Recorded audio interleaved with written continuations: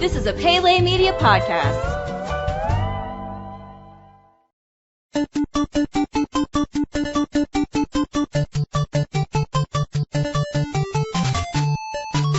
Welcome back to Goonies Minute, everybody. Goonies Minute is the fan podcast where we carefully explore the movie Goonies minute by minute. I'm Brady. And this is Chris. And we are going over minute number 82 today. And we are joined again with special guest Scott of Pirates of the Caribbean Minute. Scott, how you doing?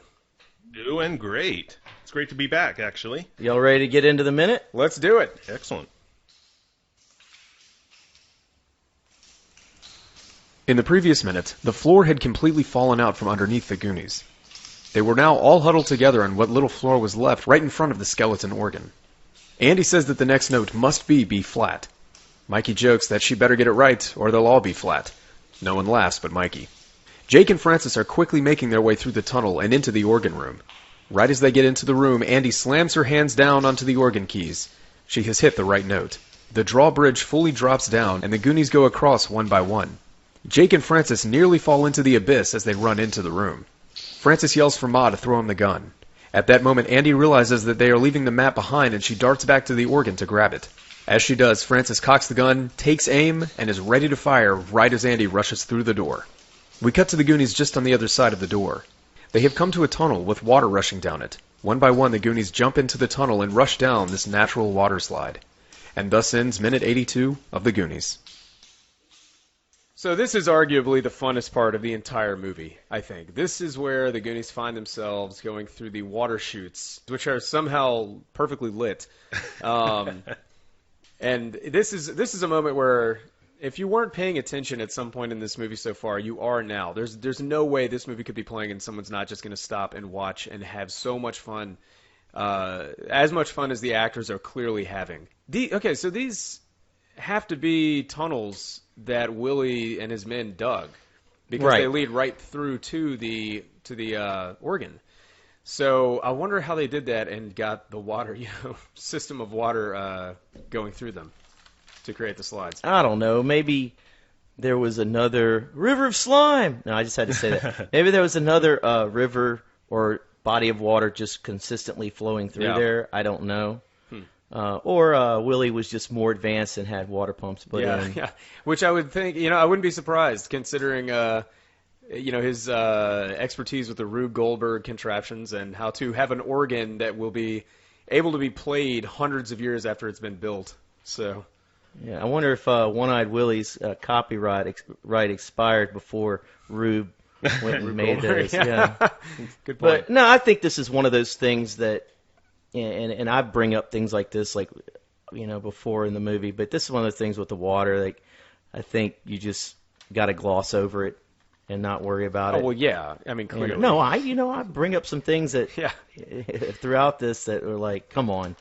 Well, but lava tubes and erosion, and it's just kind of followed these out, and there you go. Use of it over time. There you go. Yeah. So I like. The first thing I want to do whenever I see this is just drop what I'm doing and go to the nearest water park. Let me tell you what it made me think of. It made me want to go do slip and slide. Yeah. You remember? Did you? Oh, yeah. Scott, did you do slip and slide when you were younger? Definitely. You see, but before, listen to this. Now you talk about an absolute. I don't know if I should say that, but a poor person's water slide. I didn't have the actual slip and slide, so what we did is we took giant trash bags, taped them together, and then ran water on them, and there's the exact same effect. Really? Oh, yeah. Yep. Huh. So, that was my slip and slide before I actually had a slip and slide. Well, there you go. But another thing for our Baton Rouge listeners, I want them to make a comment on iTunes or Facebook if they ever remember this commercial. Blue Bayou Water Park, it's just naturally cool for the whole family, don't you know? All right. I tell you what, Chris and I are just going to go down memory lane here, and excuse us, please. Before Blue Bayou Water Park was a thing, do you remember Thunderbird Beach? I hear about it all the time, but I never went there. I never went, but I remember the commercials back when I was very, I don't very remember young. the commercials. Okay, so basically, there's like a river, somewhere river around of slime. Here. There you go. There was a river that this part of the river was really shallow, and there was just this long beach or whatever, really extended beach. So somebody went out there and built this like really shabby, like it was basically just one slide and one other attraction and then a bar. So all these rednecks would go out there like every weekend, and it was just nothing was safe there. And so Thunderbird Beach got shut down. I don't know. Maybe like 45 minutes. Anyway, it didn't. I don't know how long it lasted, but you can go on YouTube and find commercials for Thunderbird Beach. All right. I apologize for that, Scott, for both of us. Did it have a jingle with a commercial that you? I don't did. remember. It would. Oh my God, it did. I don't remember. It was something Thunderbird Beach. I don't know. All right. Getting back to the Goonies minute. Did you see the look on Brand's face? Yeah, he's really pissed off at Mikey for... No, and Mikey says that, but he looks like he's about to cry. But then again, I was going to be critical of him, but I mean, look at the situation they're in. They could be dead momentarily, so maybe I would be about to cry too. Scott, do you have any siblings? I do. I have a sister. Okay. Is she like kind of near your age? Yes. Yeah. Awesome. We're Was about she like 15 months apart or so. That's right. You told us yesterday about the the dreaded Goonies Cyndi Lauper incident. Cyndi Lauper incident. Yeah, 1985. Yeah. Was she as into this kind of stuff as you were? Like, say, the Goonies or... The movie I don't necessarily remember so much. I mean, she watched them, but she was always with us when we did our adventures, and so she would go out and hike with us. We'd go exploring in the cow pasture together. Yeah, so we were, a team for sure. Very cool, very cool. Because this seems like the kind of movie that you would think might appeal to boys more than girls at first. Even though there's girl Goonies in it. But I don't know. So yeah, no, it's cool to hear that there was a girl, on the adventures as well. Yeah, she was on the adventures with us. Whether she liked the movie or not, I'll have to ask her, see what she says about that. She probably doesn't even remember the whole Cyndi Lauper incident, how it traumatized me.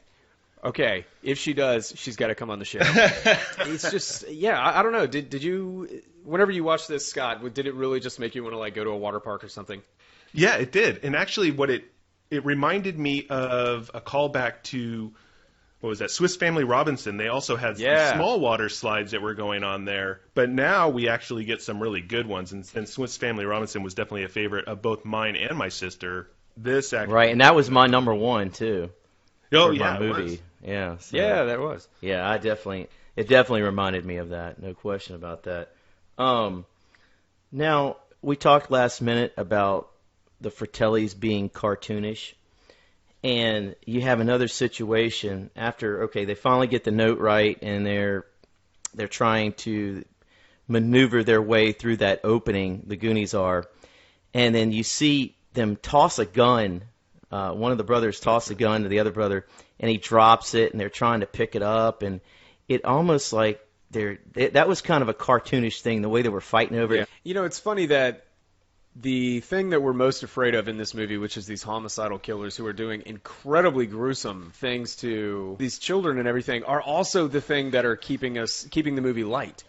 So you get these people who are, and we keep going back to this, but it's the best example. It's the most horrendous thing that could be done in this movie is the hand of the blender thing. Yeah. So we get these people who are these horrendous people, but they're also the people making us laugh at the same time. The Fratellis are such good villains, such great villains. What were you going to say, Scott? Is this why Chris Columbus, when he was writing this, is this why he put these characters in here, at least to have them kind of the inept bad guys that maybe we do see in kid film? Because as kids, looking back and watching it, don't we want to see the adults being the buffoons and then the kids are the ones that are the heroes? So yes. That's maybe what helps also draw you into it. Besides the adventure, it's, the kids are seeing these goofballs. That's a great point. Yeah. Now, Chris Columbus was also the guy who helmed Home Alone, right? Oh, I think so. So Home Alone is also a perfect example of a kids movie where the kids are being chased by adults and they have to outsmart the adults.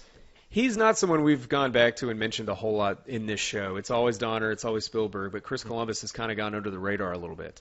And I'm not mistaken, this is Spielberg's brainchild, really, The Goonies, and then Chris Columbus was a writer on it. Gotcha. But still, it's no mistake that his presence is very, very, very felt, especially whenever you consider it's the same guy who created Home Alone. Mm-hmm. So. Scott, do you have anything else more for this minute? Well, I had just a couple things. We talked go ahead. about Mikey, too, and this is also another part. You were talking about the joke that he makes, and this is him cool under pressure again, and taking on that adult role. And then he's so cool that he even turns after making the joke to look at Bran like he's looking for that typical smile or laugh that you would get after you tell a joke. You turn and look at somebody to see if they caught on to it or something. So it's just that interesting look that he gets as a kid and making a joke in this situation or making light of the situation where it's pretty perilous. But the other thing that I really liked was the soundtrack during this particular minute. And I don't know, or actually maybe it's the whole entire organ scene part, and it's that heightening of looming danger, the mystery element, and it's that keep you on the edge of your seat kind of music. And we were actually just talking the drums, right? Yeah. That's right, yeah. And actually there's a couple of things with that. On this particular minute, on second 13 or somewhere right around there, I caught what sounded similar to the infamous shower scene music in Psycho.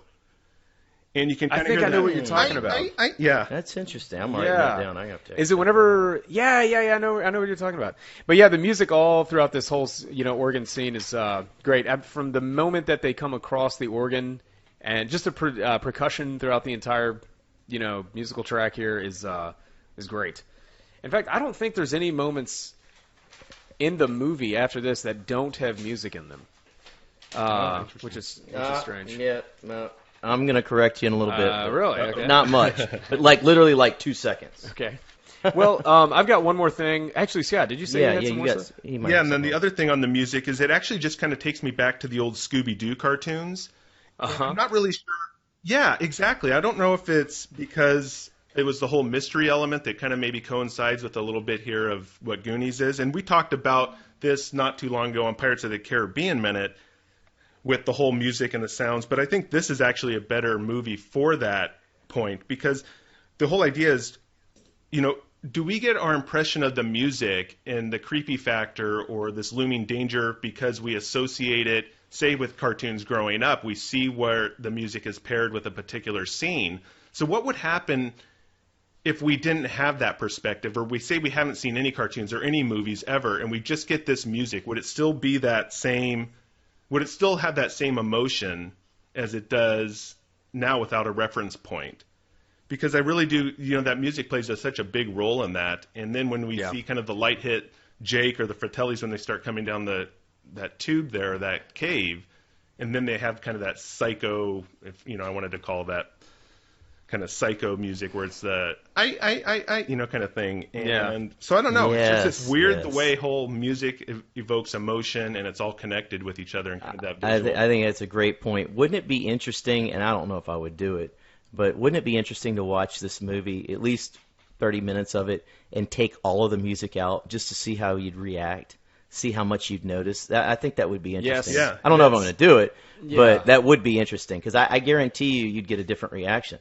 It's crazy how you can apply something so simple and it will change your entire perception of it. A couple of months ago, you and I talked about this old trick an experiment that someone did back in the silent days of cinema, where they took a shot of a guy who was just looking into the camera with this blank stare, and then they would take that and then overlay a shot of like a funeral procession, and then they go back to the man's face, and then they would go to like a bowl of soup, back to the man's face, and then a shot of like some children playing, back to the man's face. And they asked these people, what do you think his expression is like after this? And they said, well, he's looking at the soup like he's hungry.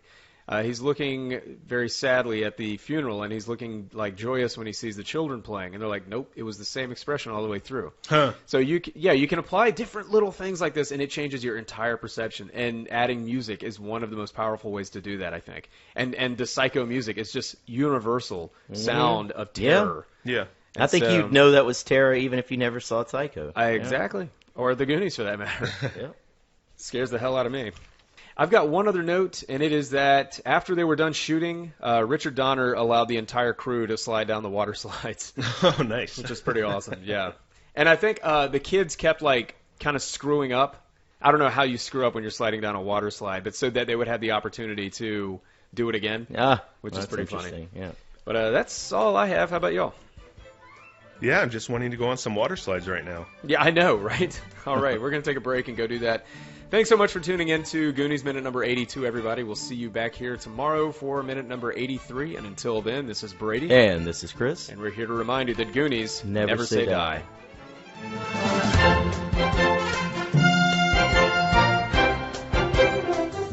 Goonies Minute is a fan-supported podcast. If you like the show, then leave us a review on iTunes. You can find us at GooniesMinute.com, Facebook.com/GooniesMinute, Twitter.com/GooniesMinute, and at Instagram at GooniesMinute. You can contact us at GooniesMinute@gmail.com.